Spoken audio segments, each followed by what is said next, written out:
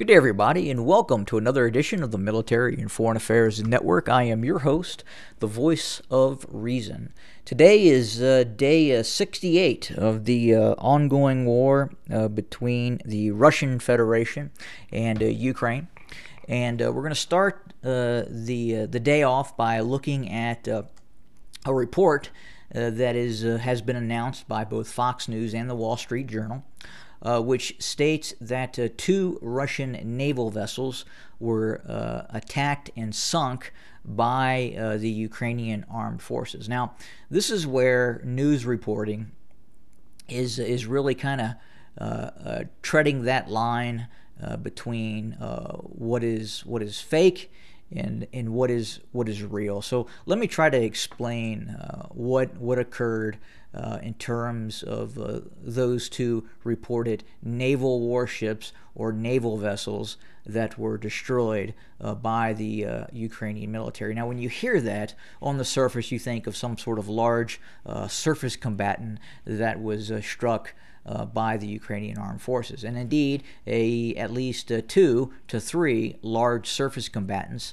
have been struck and either sunk or heavily damaged by Ukrainian military forces. Now, this recent strike over the last 24 hours occurred near Snake Island in the general vicinity of this locale. And the two vessels that were hit, and we can confirm this actually did occur, were Raptor-class patrol boats. These vessels usually can be operated with about a 3-man crew.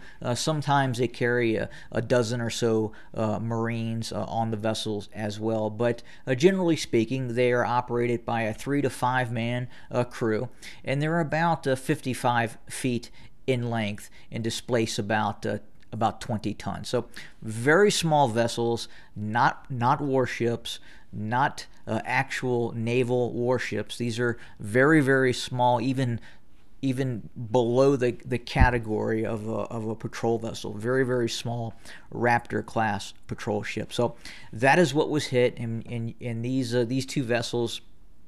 You can go and you can observe the footage for yourself, but it appears that a Bayraktar TB2 drone supplied to the Ukrainian military by the state of Turkey was involved in this strike, and by all appearances, it would seem to be that these TB2 drones launched MAML thermal barrack munitions or heat high explosive anti-tank warhead MAMLs towards these two patrol boats, and indeed, in all probability, both of these vessels were probably destroyed and then sunk at some point.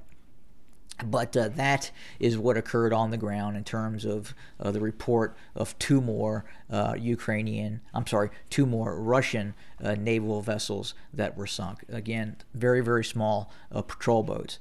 But at the same time, that leads it leads one to ask the question: how are the Ukrainians operating these drones over open ocean and attacking Russian assets when we kind of went into this conflict believing that the Russians would obtain air supremacy probably fairly quickly, and if not that, air dominance very, very quickly. Now, they do have that to a certain extent. Now, the problem is, as Russian Air Force aircraft operate over open ocean, and especially when they start to get within 20, 30 miles, 40 miles of the coastline, Odessa and other areas in the southern part of Ukraine, they can then be attacked by Ukrainian S-300 or Buk air defense systems.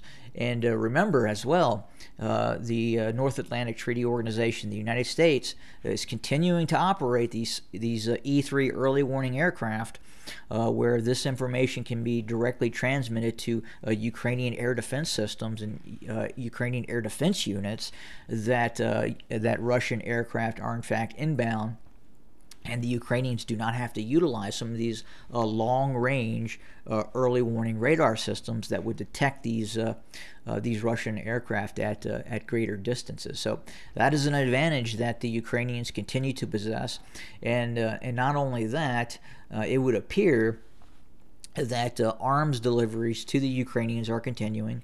And as we know, as this conflict started, we first started that we were only seeing the Ukrainians being given javelins and in-laws and defensive types of weapon systems. Now everything is on the table. For all intents and purposes, it does appear that the West is open to giving Ukraine basically anything it needs and or wants.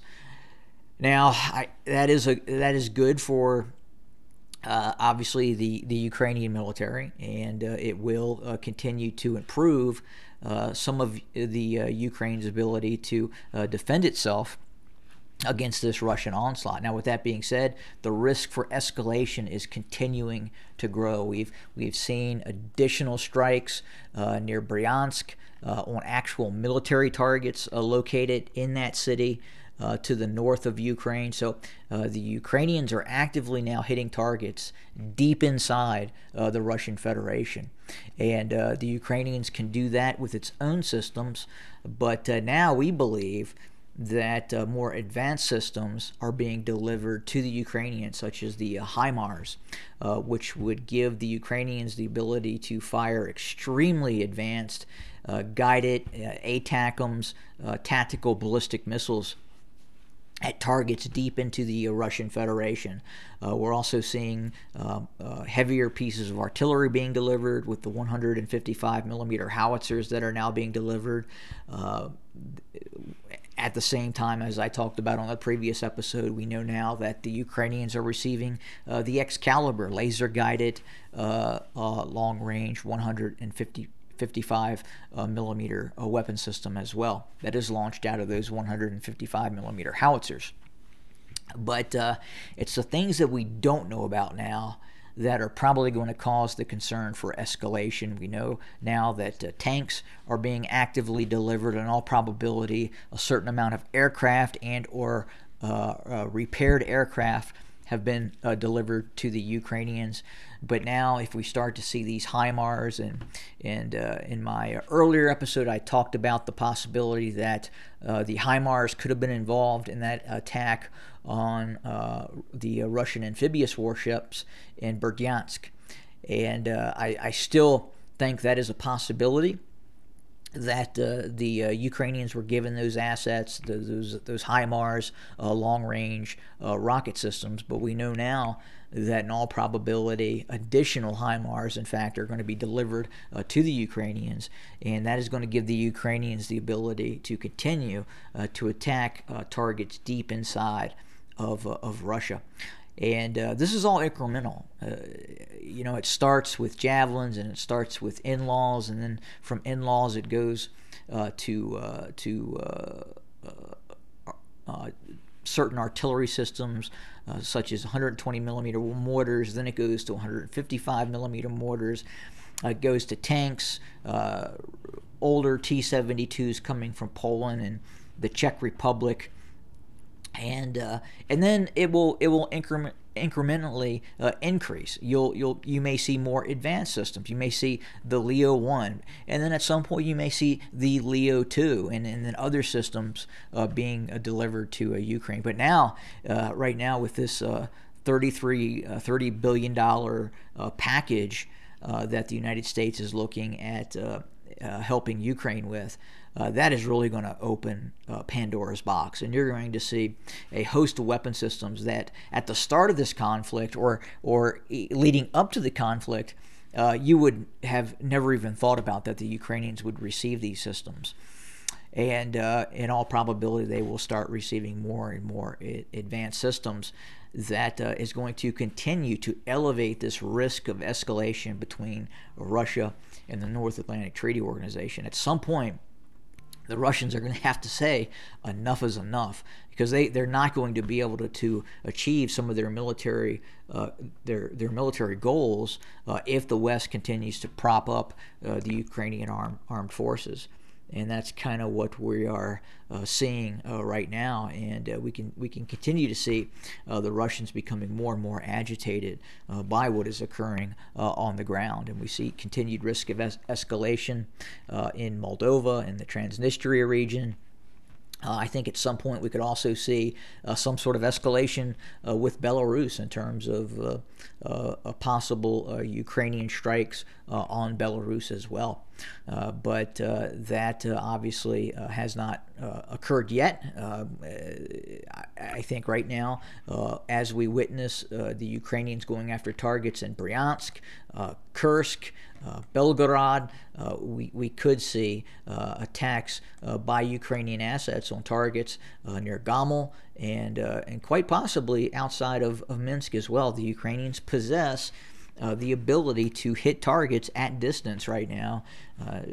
Ukraine is an industrialized nation state that can produce its own weapon systems, and we could quite possibly see Ukraine continuing to strike deeper and deeper into the Russian Federation. I would even say at a certain point we may not rule out a strike outside of Moscow by Ukrainian assets to test Ukrainian or Russian air defense capabilities. And obviously it's not going to be a Ukrainian MiG-29 or Su-27 that is going to launch that attack towards Moscow. These are going to be Ukrainian cruise missiles flying low, and or some sort of extended range ballistic missile that is GPS guided, that will go after some sort of targets that are much deeper in Russia.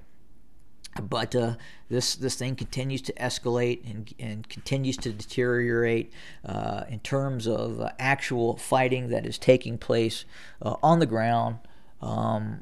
We continue to see the Russians making slow but steady progress. The Russians have decided to stop making these headlong rapid advances into Ukrainian territory that has subjected them to this very harsh anti-tank guided weapon systems that have taken a lot of Russian lives and destroyed a lot of Russian equipment. Right now, the Russians continue to bombard Ukrainian assets and then slowly move forward, and that's kind of what we're seeing right now in this Sloviansk areas, Kramatorsk, Severodonetsk, south of Izium, and then obviously near Popasnaya as well.